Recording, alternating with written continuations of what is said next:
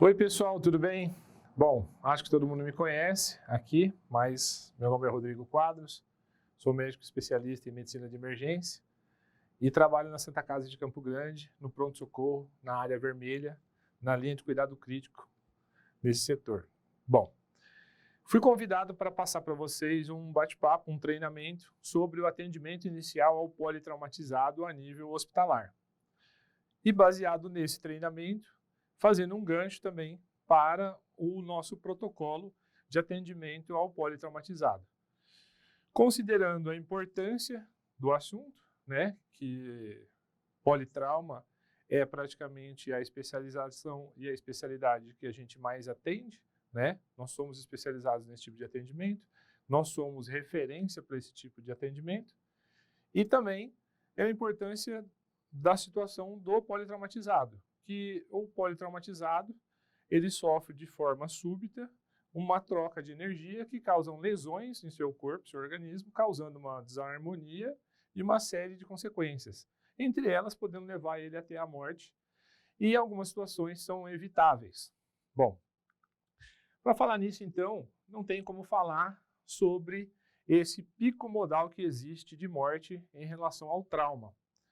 Quando a gente fala de trauma, a gente percebe que as pessoas podem sofrer lesões e até morrer em 3 picos. O primeiro pico são por lesões que matariam a pessoa imediatamente, são incompatíveis com a vida. No segundo pico são aquelas pessoas que são politraumatizadas e têm algum tipo de lesão que não matou imediatamente, mas em algumas horas, se a gente não fizer alguma coisa, elas vão morrer. E no terceiro pico, que são às vezes dias ou semanas depois, de acordo com as consequências e a gravidade das lesões, essas pessoas podem vir a falecer. Aonde a gente age e onde faz diferença, fazer um bom atendimento ao politraumatizado. Nesse segundo pico, que é o pico em que a gente pode fazer diferença em situações como um pneumotórax hipertensivo, um hemotórax maciço, uma lesão de víscera maciça, como baço, fígado, né, fraturas e outras lesões que, se a gente não identificar e não tratar imediatamente, o paciente pode morrer.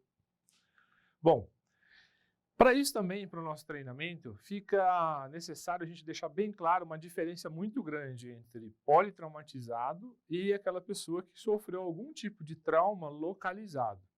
Então vamos lá.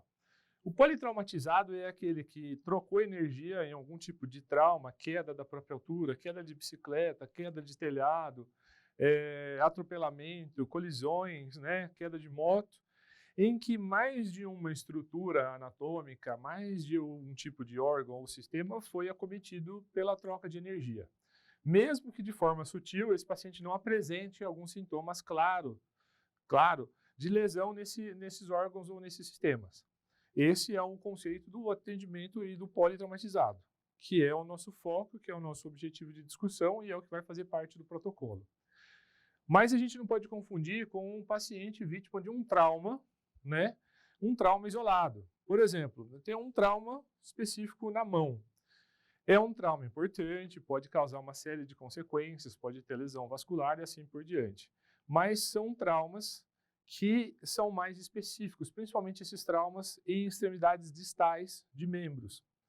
Diferente, por exemplo, um trauma na cabeça. Um trauma isolado na cabeça, ele tem consequências como o crânio, o encéfalo, coluna cervical e algumas outras estruturas, então é considerado um politrauma. Então, para que a gente possa diferenciar, por exemplo, a pessoa teve um entorse de tornozelo, sem sofrer uma queda, então é um trauma isolado de tornozelo, não é um politraumatizado. Politraumatizado precisa de uma lesão, ou trauma, ou troca de energia, e mais de uma estrutura. Então, para ficando claro isso, a gente continua com o nosso tema, que é o atendimento ao politraumatizado. E como começa o atendimento com o politraumatizado? Na sala de emergência, em um hospital de trauma.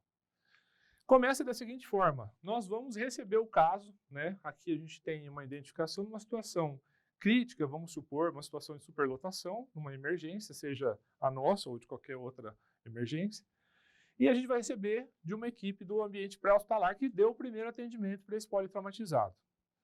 Bom, então, apagando da memória essa imagem, focando só no tema, a gente precisa abordar daqui para frente, como eu recepciono esse paciente, quais são as minhas prioridades e o que é importante nesse tipo de atendimento.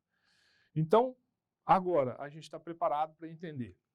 Essa equipe, esses profissionais, já fizeram algum tipo de atendimento ou têm algumas informações que são importantíssimas no atendimento ao politraumatizado. E se você não prestar atenção nisso, e se a gente não extrair essas informações, isso pode atrapalhar o nosso atendimento ao paciente politraumatizado, pode atrasar as nossas ações e pode causar consequências que podem ser até irreversíveis, como eu falei no pico modal das mortes. Eu posso deixar de identificar uma lesão, por exemplo, ou demorar para identificar e pode ser tarde demais. Então vamos lá. Para isso, a regra é clara. A gente precisa usar uma regra mnemônica para que a gente possa lembrar das coisas mais importantes que a gente precisa extrair de informação na recepção desse caso pela equipe do atendimento pré-hospitalar. Seja corpo de bombeiros, seja as polícias civil, militar, seja a SAMU, seja uma empresa privada, particular, seja uma empresa de rodovia. Não interessa. Essa equipe de atendimento pré-hospitalar deu um primeiro atendimento e a gente vai ter que extrair essas informações. Quais são essas informações? A regra mnemônica é MIST. MIST. Isso está no ATLS, por exemplo, né? Na 10ª edição, bem claro. Como que essa regra é? Funciona assim. O M do MIST vem de mecanismo de trauma. Então, essa é a informação mais importante que existe para o médico, para a equipe que recebe o paciente politraumatizado. Que tipo de cinemática foi envolvida? Porque esse é o principal, é tudo de mais importante de informação que eu preciso para saber e para entender qual é a gravidade do meu paciente, qual é o potencial de gravidade que esse paciente tem, de lesões, ou como vai evoluir esse paciente, essas lesões. Então, cinemática do trauma, qual é a energia? Por exemplo, o paciente foi uma colisão de moto versus carro. A pessoa que você está atendendo, recebendo, estava na moto. Ela foi arremessada, era uma via de alta velocidade, a colisão foi lateral, a colisão foi frontal, porque essas informações são muito ricas. E a gente vê que na prática diária elas são deixadas de lado. E aí a equipe vai passar, às vezes nem tentou se esforçar para entender qual é aquela dinâmica cinemática, ou se esforçou e entendeu, só que no momento de passar o plantão, passar o caso, nenhuma equipe nem outra se focam ou se concentram nesse tipo de informação, e isso é muito importante. Então, para um protocolo de atendimento, a gente tem que ter essa regra básica. Mecanismo. Qual é o mecanismo? Qual é a cinemática envolvida? E o próximo do MIST é injúrias encontradas pela equipe do atendimento do pré-hospitalar. Então, essa equipe ela já teve um contato com esse paciente, diferente de você que está recebendo agora. Eles receberam esse paciente, eles atenderam no ambiente pré-hospitalar, na rua, na avenida, na empresa, na estrada, na BR. E lá eles tiveram um tempo com esse paciente. Então, eles tiveram tempo para entender o que está acontecendo. Eles palparam o paciente, examinaram muito mais antes mesmo de você chegar no seu paciente agora, nesse momento. Então, eles têm informações ricas que a gente precisa pedir e perguntar. Que injúrias vocês encontraram? Se suspeitam de alguma fratura de costela? Tem a crepitação na palpação de tórax? O que vocês encontraram? Então, essa equipe tem que se reportar para vocês e passar as informações quais são as suspeitas. Geralmente, eles têm informações super úteis, super importantes, e às vezes as equipes do atendimento intra-hospitalar não dão atenção ou não perguntam, ou quando eles falam, entra por um ouvido e sai por outro. E isso é importante, porque faz a gente ganhar tempo na nossa abordagem, na nossa avaliação. Outra parte do MIST é o S de sinais e sintomas. Por exemplo, esse paciente estava referindo dor lombar. Ele estava com muita dor lombar. Aí a equipe fez morfina, por exemplo, fez um analgésico potente. E aí esse paciente não tem mais dor lombar. E às vezes até na palpação que você vai fazer no exame físico, ele não tem mais dor, mas ele tinha dor. Então isso é uma informação importante. Então você tem que tomar cuidado, porque você vai ter que ter um exame de imagem e um exame físico bem detalhado para comprovar se tem lesão ou não nessa região lombar. Então isso é um exemplo. E outros sintomas que o paciente poderia estava taquipneico, estava dessaturando, foi oferecido oxigênio, melhorou a saturação, são informações importantíssimas. Faz você pensar em alguma coisa, ou a perfusão está ruim, ou o paciente tem uma lesão pulmonar, ou ele está tendo essa dessaturação por algum motivo que você tem que investigar. E o T do MIST, tá? De tratamento instituído. Então eu preciso saber Esse paciente, você fez morfina? Quantos miligramas você fez? Fez transamin, né? Já fez o transamin? Fez hidratação? Fez volume, expansão volêmica? Com Ringer lactato? Quanto? 500? 1000 ml? Quanto? Isso tem que ser reportado. Então, no protocolo vai ter uma cola de regra mnemônica para que você possa pegar essas informações que fiquem documentadas no prontuário do paciente e que você lembre da importância disso até para o desenvolvimento do paciente e avaliações durante a internação no hospital. Bom, após eu receber o caso, após eu receber esse MIST, o que eu faço? Qual que é o meu próximo passo? Eu preciso fazer a avaliação primária. Então, eu preciso fazer a avaliação primária seguindo a sequência do ABCDE. Não muda a regra. Então, faço a avaliação. Ah, mas eles já avaliaram as vias aéreas, eles falaram, não tem problema, você vai revisar e reavaliar o paciente, seguindo a regra mnemônica do ABCDE. Bom, e cada um dos itens tem que ser avaliado. Ah, mas ele está entubado. Tem a forma de avaliar o paciente em relação ao A do paciente entubado. Então, a gente vai ver, né, está bem posicionado o tubo, né, quantos centímetros está esse tubo? 21 centímetros, 22, 23, 24, é o ideal para esse paciente. O cuff, tem uma boa pressão de cuff, está desinsuflado, né? O tubo está seletivo. Às vezes a gente pega situações que o tubo não está nem na traqueia, está no esôfago, né? Então tudo isso a gente tem que ficar atento. Bom, e daí eu preciso, seguindo a sequência de avaliação do ABCDE, eu vou identificar o que está errado e vou corrigir. Então, se eu identificar que tem alguma coisa errada no A, no B, no C ou no D, eu tenho que corrigir e tratar imediatamente. Para isso, eu posso também lançar mão das medidas auxiliares, que são exames complementares e monitorizações que vão me ajudar a perceber lesões ou algumas alterações fisiológicas no paciente politraumatizado. Eu preciso reavaliar o ABCDE, né, principalmente se o paciente estiver instável, eu não passo para o exame secundário, e monitorar as respostas de todos aqueles procedimentos que eu faço, de todas aquelas minhas medidas, seja de analgesia, seja de volume, expansão e assim por diante. E eu preciso sempre lembrar que eu tenho que chamar a equipe de tratamento definitivo para aquelas lesões críticas que precisam de tratamento imediato. Quais são as armadilhas disso, né? As armadilhas desse momento que eu passo para vocês, a dica é não seguir essa sequência do ABCDE e tentar partir para um exame secundário. Ah, eu vou ver essa lesão na cabeça, esse corte, se precisa de ponto, sutura, que tipo de lesão, até onde que ela vai, e você deixou de avaliar alguma coisa da avaliação primária, que pode levar o paciente à morte, e você está fazendo um exame secundário detalhado da cabeça do paciente. Então, a gente tem que seguir a sequência. Essa é a armadilha. Bom, na avaliação inicial do politraumatizado, não vou me ater muito a isso, porque vocês já dominam esse assunto, eu vou só relembrar algumas coisas básicas. O A significa a abordagem, avaliação das vias aéreas, como aqui, por exemplo, eu estou falando, se eu estou falando, o ar está saindo pelas minhas cordas vocais, está passando e está gerando um som e as vias aéreas estão pérvias. Então, da mesma forma, a gente vai abordar o paciente chamando ele, tentando ver se ele tem algum tipo de resposta. Ele falando, do jeito que eu estou falando agora, as vias aéreas estão pérvias, você já viu se estão permeáveis. Ele não fala, eu preciso escutar e ouvir o som da respiração, para ver se tem ruídos, como sangue, secreção, que podem estar obstruindo, tendo uma obstrução parcial, como, por exemplo, a queda da base da língua, se o paciente tiver rebaixamento do nível de consciência. Bom, além de avaliar as vias aéreas, no A eu preciso o quê? Garantir estabilização cervical ou proteção da coluna cervical e da coluna, toda a coluna, porque eu ainda não sei se esse paciente tem ou não alguma lesão e é o momento agora de eu saber. O B, eu vou dar um suporte de avaliação da parte ventilatória, se o paciente está expandindo bem, se está simétrico, a ausculta pulmonar, se tem uma boa saturação, assim por diante.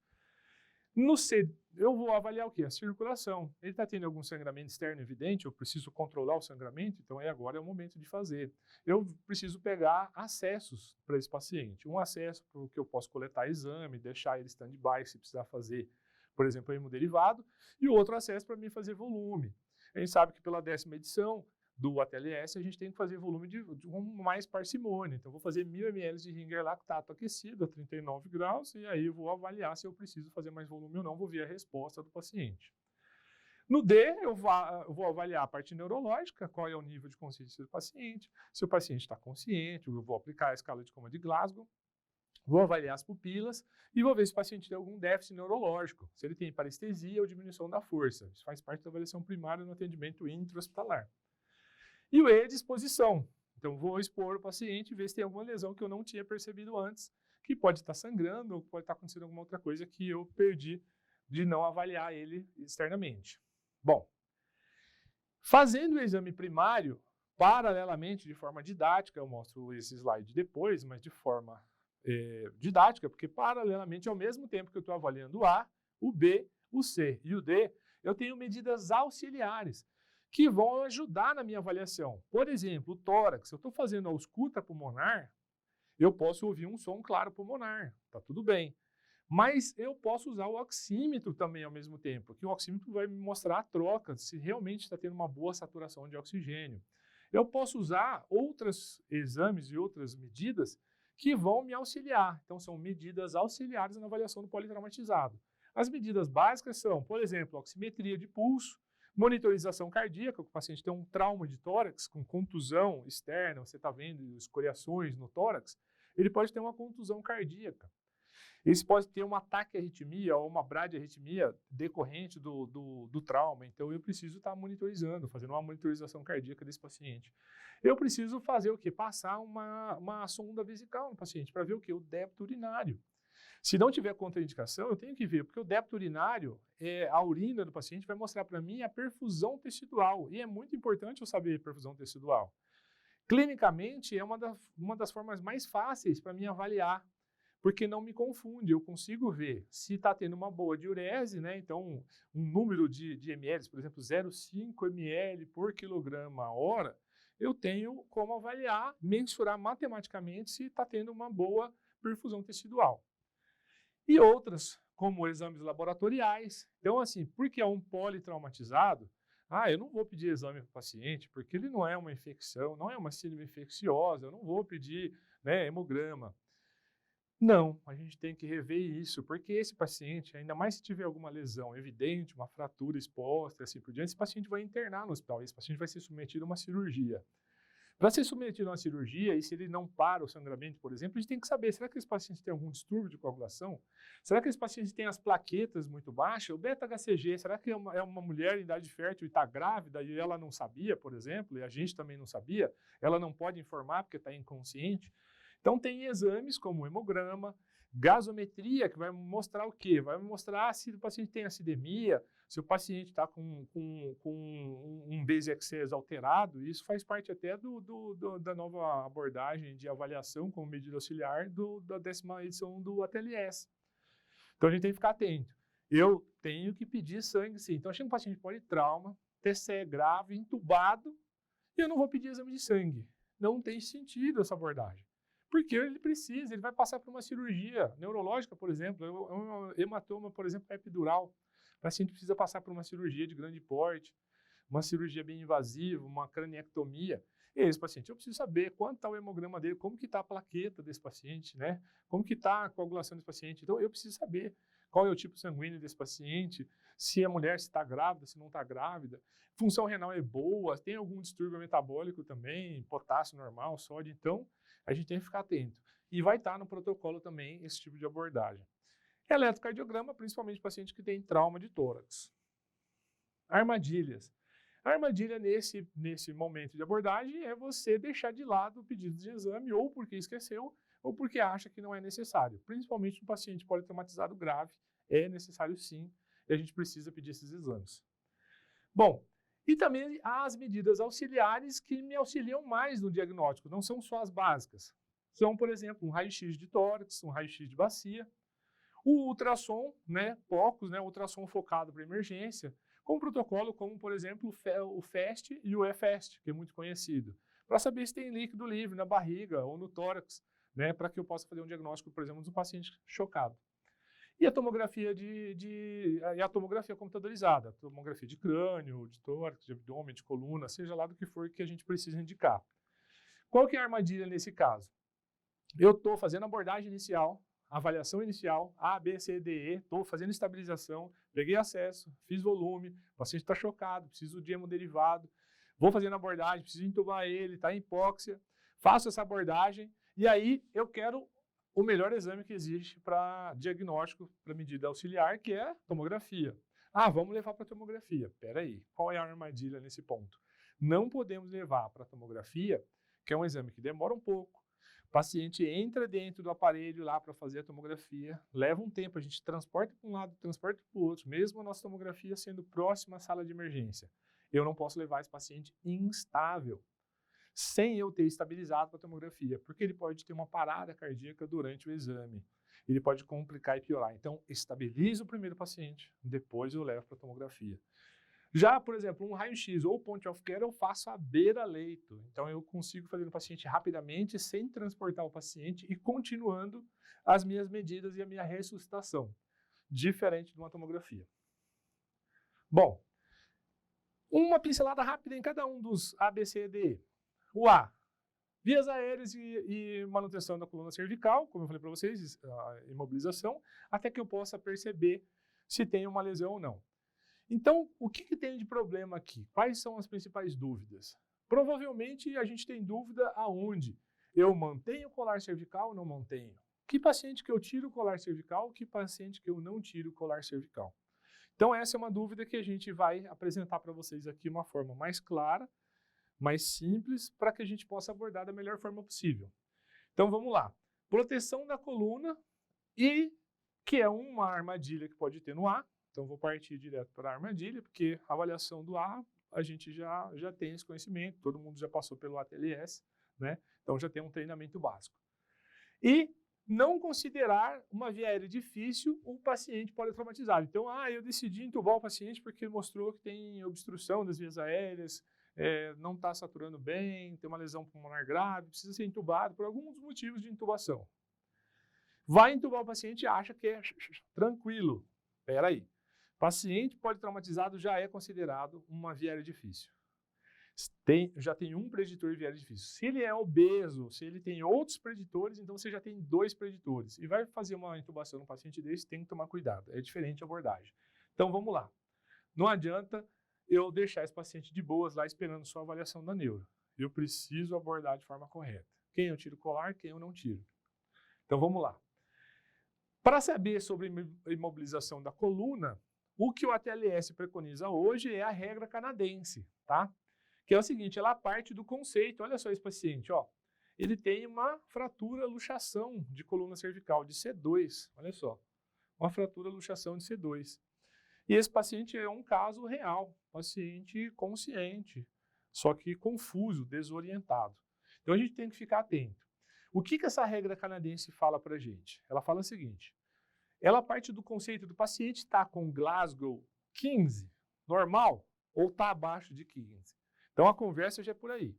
Porque se está abaixo de 15, você já mantém imobilização, porque você não tem nada confiável para saber se o paciente tem lesão ou não. A informação da cinemática mais o Glasgow abaixo de 15 é igual a exame de imagem para confirmar se tem lesão de coluna. Então não adianta você estar lá abordando um paciente que a equipe do pré-hospitalar trouxe, aí ele está alcoolizado, agitado, xingando todo mundo, aí você, tá doendo aqui, vira a cabeça, não dói, não vira, tira o colar.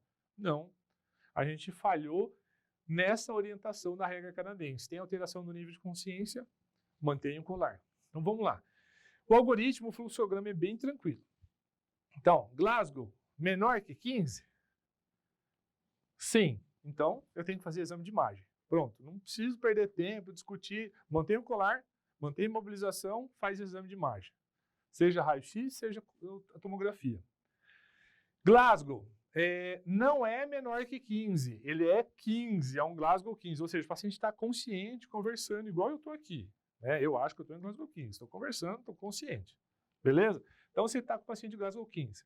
Então ele não é Glasgow menor que 15. Então você vem para esse lado de cá. Ele tem que ser mais de 65 anos? Tem. Então, pera lá. Já é considerado um paciente de alto risco, pela regra canadense. Tem sintomas neurológicos? Sim, tem. Por exemplo, parestesia de membro, diminuição da força, uma paresia ou plegia de algum membro. Esse paciente você não pode tirar o colar cervical. Ou a cinemática é importante. É uma cinemática muito importante. O paciente caiu de cabeça no chão. Foi um mergulho em água rasa. É um mecanismo importante. Sim, então eu tenho que investigar. Exame de imagem. Não. Aí sim, se escapou de tudo isso, tipo Glasgow é 15, não tem mais de 65 anos, não tem sintoma neurológico e não é uma cinemática importante. Esse paciente, eu posso fazer a palpação da coluna cervical e eu posso ver se ele tem alguma restrição de movimento. Ele movimenta para um lado, ou passivo, eu mexo, ou ativo, ele mexe. Bom, mexeu, teve dor, mantém o colar cervical, mantém a imobilização e faz exame de imagem.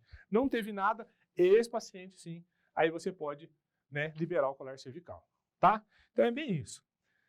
Bom, e aí para não ter dúvida, Rodrigão, qual é o momento e que hora que você acha que não... Eu não tenho certeza que cinemática importante é essa. Então tem uma regrinha que o próprio ATLS mostra pra gente. Aquele conceito de 3 metros ou mais de 3 vezes a altura já caiu por terra, já o conceito é maior, quer dizer, é mais detalhista. Já se fala em 1 metro. Queda de 1 metro já é uma cinemática importante.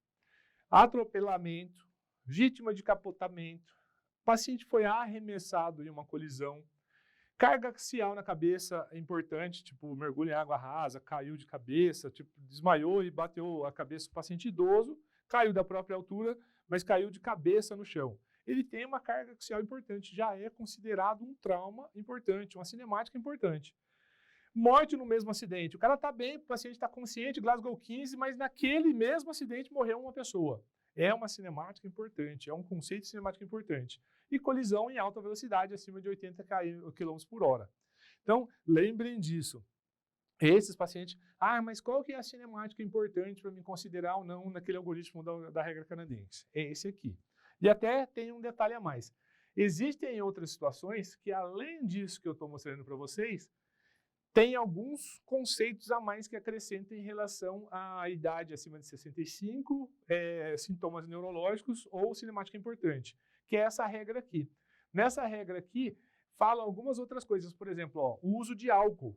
O paciente está alcoolizado, então se for conversar, ele respondeu normalmente uma pergunta. Ele está acordado, ele respondeu o comando, você perguntou, qual é o seu nome? Fulano.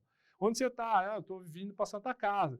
Mas o cara está nitidamente alcoolizado, dando risada, falando bobagem. Esse paciente está com intoxicação etílica ou às vezes até de uso de droga. Esse paciente é um paciente que você tem que tomar cuidado, tá? Então, existe também esse conceito, fora outras alterações muito semelhantes a que o ATLS passa na regra que eles adotam agora, que é a canadense, que, por exemplo, usa o conceito do paciente ejetado, colisão de bicicleta, né, e assim por diante. Então a gente tem que ficar atento e dentro do protocolo vai ter essas informações. Bom, e no controle de vias aéreas é o que eu falei para vocês, não considerou que é uma via aérea difícil, você está enroscado. Qual que é a armadilha então? A armadilha também, eu vou entubar um paciente politraumatizado, eu mantenho estabilização cervical e eu uso as mãos, tiro o colar cervical para melhorar a anteriorização da mandíbula e outra pessoa faz a imobilização manual, tá? Bom, e no B? O que tem no B? No B a gente já falou, né, que é o padrão respiratório, vou fazer ausculta, vou ver se tem pneumotórax, hemotórax, se tem uma lesão pulmonar importante. E a gente precisa ficar atento para as situações em que o paciente, a gente não consegue avaliar se está feita uma boa troca gasosa, né, se tem um bom PO2, um bom PCO2, e se o paciente tem, por exemplo, tem um trauma torácico importante, como esse paciente, é um paciente real atendido por nós, e esse paciente tinha uma contusão pulmonar importantíssima, com fraturas de arco costal, com tórax instável, mas era pouco perceptível no exame físico, mas a gente não pode subestimar essa lesão e não deixar de identificar e tratar ela conforme a necessidade que ela pede. Então, esse paciente a gente tem que ficar atento. Então, o padrão respiratório dele. O padrão respiratório, ele tem um tórax em que uma parte expande e outra parte deprime. Então, ele tem um tórax instável. Esse paciente tinha uma contusão pulmonar importante, o paciente saturava em torno de 90% com alto fluxo de oxigênio, mantendo uma frequência respiratória cada vez mais elevada. Esse paciente é um paciente que precisa de uma gasometria arterial, eu preciso saber como está a troca, e eu preciso avaliar, mesmo que ele esteja com Glasgow acima de 8, é um paciente que eu preciso considerar uma intubação e um controle ventilatório, por exemplo, dependendo da evolução do caso. Então essa é uma grande armadilha que existe no B, fora outras como não identificar um hemotórax, um pneumotórax, normalmente a maioria de nós estamos preparados para esse tipo de avaliação e abordagem. A pegadinha no C, que o C é o quê? Controle de hemorragia, como eu já falei para vocês, tanto hemorragia externa como procurar rapidamente hemorragias internas. Hemorragias internas fazem o paciente chocar, então principalmente tórax, hemotórax, ou lesões de grandes vasos, ou lesões cardíacas, como tamponamento cardíaco, lesões abdominais, como lesão do fígado, lesão do baço, fratura de pelve, fratura de ossos longos. Então, eu preciso procurar isso naquele paciente que tem sinais de alteração do ser, do choque. Então, eu preciso abordar de forma correta. E controlar o sangramento e tratar corretamente o choque é importantíssimo no atendimento ao politraumatizado. Principalmente nessas situações, um paciente que a gente atendeu, que tem uma lesão mais muscular do que vascular, então foi avaliado e viu que não tinha lesão vascular, mas o paciente estava sangrando muito por lesões musculares. E o músculo sangra, e sangra muito. É um sangramento venoso que ele é camuflado, você não percebe. Quando você vê o paciente está chocado, então lembrar que expôs, viu a lesão, depois imobiliza e tenta conter esse sangramento, tá? Então, isso é uma coisa muito séria. Lembrar na tabela, né, de classificação de choque da nova versão do ATLS, classe 1, 2, 3 e 4, lembrando que agora a gente tem a gasometria, né, o BASE-X6, como ponto de avaliação também.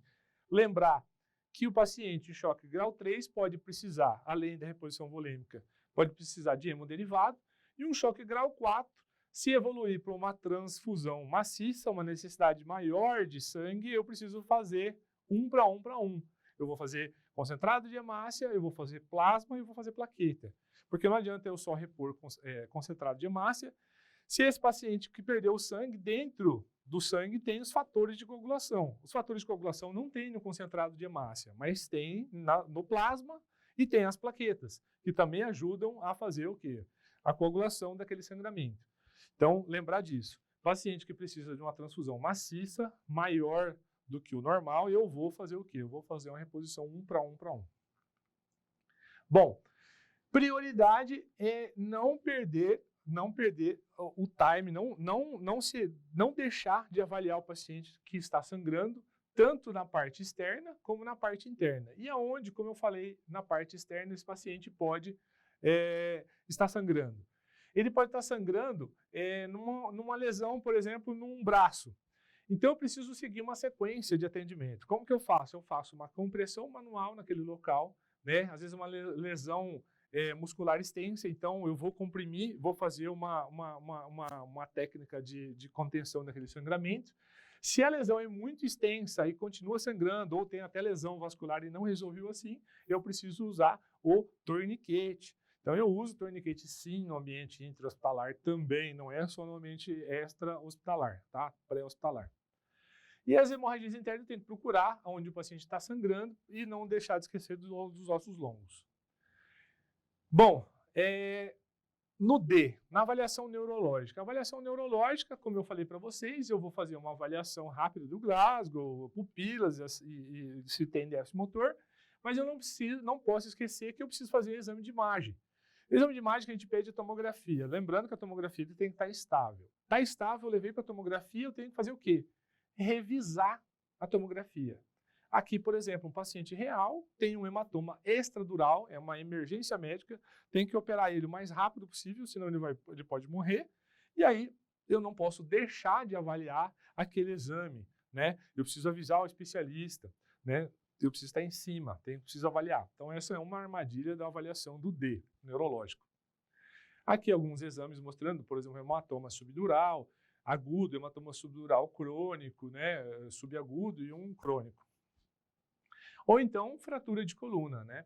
Lembrar que, às vezes, o paciente não tem, clinicamente, um sintoma muito importante, principalmente relacionado a um TCE, ao uso de álcool, drogas, ou até um rebaixamento pela hipóxia, ou então por um choque. Então, lembrar disso, preciso pedir exame de imagem. E no E, disposição, como eu falei para vocês, procurar lesões. Então, eu faço a exposição do paciente.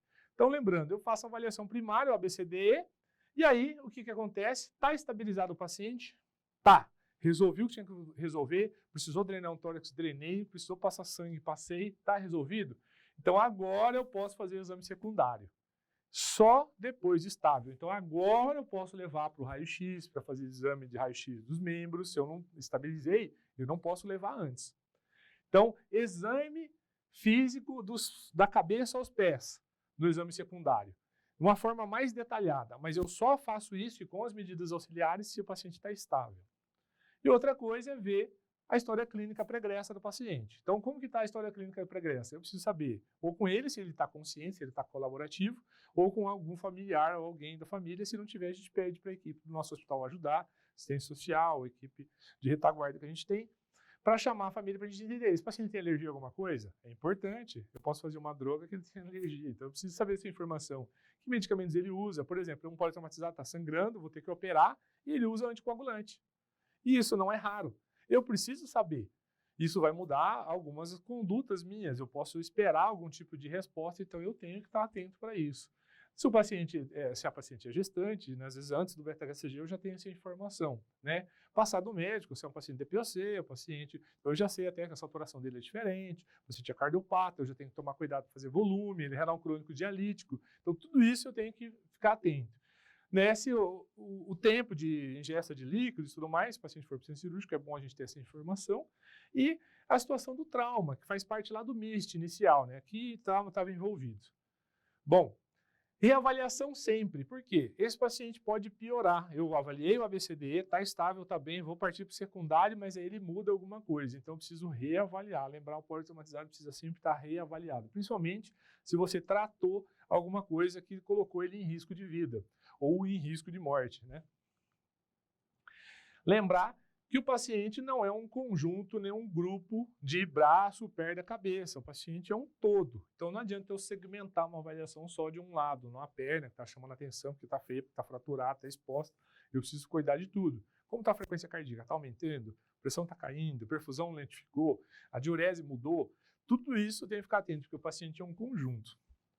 Bom, e o protocolo de serviço vai fazer o quê? Vai colocar todas essas informações, vai sugerir uma série de exames para que a gente tenha a base de avaliação do paciente, categorizando eles, separando eles por gravidade. Então a gente vai ter um politraumatizado leve, por exemplo, politraumatizado moderado, politraumatizado grave e politraumatizado gravíssimo. Por exemplo, politraumatizado gravíssimo é aquele paciente que tem múltiplas lesões, trauma de tórax, fratura exposta de uma perna e um TCE importante com rebaixamento do nível de consciência e está entubado. Esse paciente já vai ter dentro do protocolo uma sugestão de prescrição. Tudo que eu preciso fazer para esse paciente, eu preciso fazer transamin, vai estar lá. Eu preciso fazer para esse paciente tomografia de crânio, coluna cervical, coluna torácica, coluna lombar, bacia, tórax, abdômen, tudo vai estar lá pronto para que a gente possa acessar, categorizando esses pacientes de acordo com o tipo de situação. O que a gente vai ter de informação? Isso aqui vai ter para a gente acessível, né, para a gente ter uma classificação. Quem é o leve, quem é o moderado, quem é o grave, quem é o gravíssimo. Baseado no quê? A somatória da cinemática de trauma envolvida mais o que o paciente apresenta de sintomas. Então, ele não tem sintoma, tipo, ele está estável hemodinamicamente, pressão normal, frequência cardíaca normal, coeficiente Glasgow 15, e é uma cinemática sabidamente pouco importante, ou seja, não está dentro daquele pacote que eu passei para vocês. Esse paciente vai ser classificado como um politrauma leve. Então, vai ter uma sugestão de prescrição para esse tipo de paciente. Lógico que a sugestão é do serviço, mas a gente pode incluir mais coisas ou retirar coisas que a gente acha que não são necessárias. É uma base, até para agilizar mais rápido, deixar mais rápido, né, o atendimento da gente. E com isso, eu agradeço vocês ficarem até aqui no momento desse vídeo, tentando juntar tudo isso numa seguinte informação. A gente tem que avaliar o paciente politraumatizado como um todo, seguir a sequência lógica do ABCDE, lembrando que lá no início a gente tem que fazer o MIST para fazer uma ligação e ficar atento com o tipo de lesão e exame que eu vou precisar, as medidas auxiliares, ser o mais rápido possível.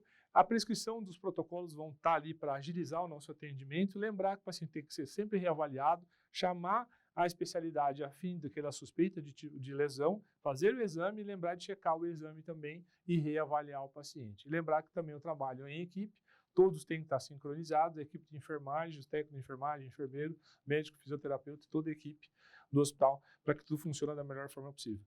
Tomara que esse vídeo tenha ajudado vocês e depois, com dúvidas ou qualquer coisa, a gente repassa aí para a chefia do serviço. Obrigado.